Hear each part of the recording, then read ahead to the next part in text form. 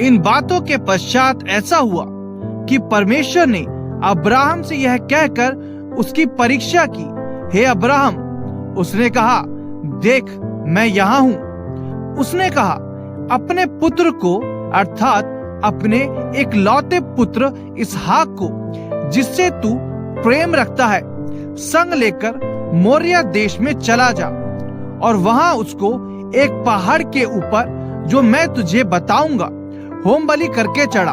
अतः अब्राहम सवेरे तड़के उठा और अपने गधे पर लाठी कसकर अपने 2 सेवक और अपने पुत्र इसहाक को संग लिया और होम बलि के लिए लकड़ी चीर ली। तब निकलकर उस स्थान की ओर चला जिसकी चर्चा परमेश्वर ने उससे की थी। तीसरे दिन अब्राहम ने आंखें उठाकर उस स्थान को दूर से देखा और उसने अपने सेवकों से कहा, गधे के पास यहीं ठहरे रहो, यह लड़का और मैं वहां तक जाकर और दंडवत करके फिर तुम्हारे पास लौट आएंगे। तब अब्राहम ने होमबलि की लकड़ी ले अपने पुत्र इसहाक पर लादी और आग और छुरी को अपने हाथ में लिया और वे दोनों एक साथ चल पड़े। इसहाक ने अपने पिता अब्राहम से कहा, हे मेरे पिता। उसने कहा, हे मेरे पुत्र, क्या बात है?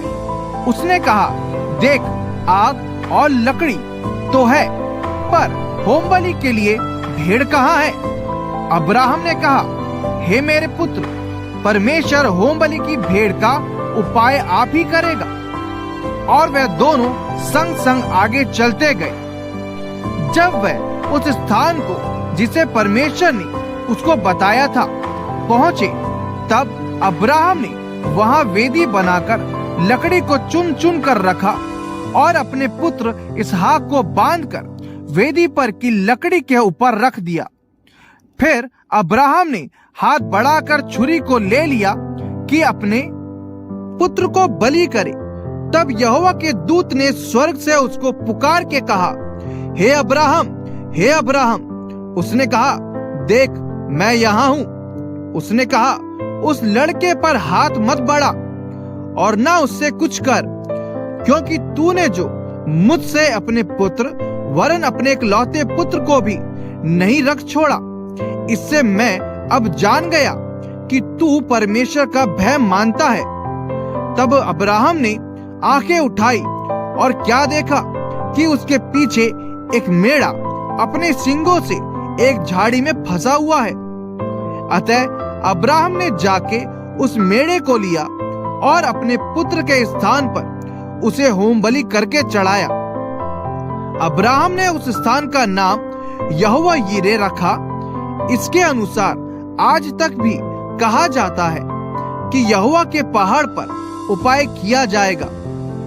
फिर यहोवा के दूत ने दूसरी बार स्वर्ग से अब्राहम को पुकार के कहा, यहोवा की यह वाणी है कि मैं अपनी ही यह शपथ खाता हूँ कि तूने जो यह काम किया है कि अपने पुत्र वरन अपने इकलौते पुत्र को भी नहीं रख छोड़ा, इस कारण मैं निश्चय तुझे आशीष दूंगा और निश्चय तेरे वंश को आकाश के तारागण और समुद्र के तीर के बालू के किनकों के समान अनगिनत करूंगा और तेरा वंश अपने शत्रुओं के नगरों का अधिकारी होगा और पृथ्वी की सारी जातियां अपने को तेरे वंश के कारण धन्य मानेंगी, क्योंकि तूने मेरी बात मानी है। तब अब्राहम अपने सेवकों के पास लौट आया और वे सब बेरशेबा को संग संग गए और अब्राहम बेरशेबा में रहता रहा। इन बातों के पश्चात ऐसा हुआ कि अब्राहम को यह संदेश मिला, मिल्का के तेरे भाई नाहोर से संतान उत्पन्न हुई है। मिल्का के पुत्र तो ये हुए, अर्थात उसका जेठा ऊस और ऊस का भाई बूज और कमुएल जो अराम का पिता हुआ। फिर केदेश, हजो, पिलदाश, यदिलाप और बतुएल, इन 8 को मिल्का ने अब्राहम के भाई नाहोर के द्वारा जन्म दिया और बतुएल से रिबका उत्पन्न हुई।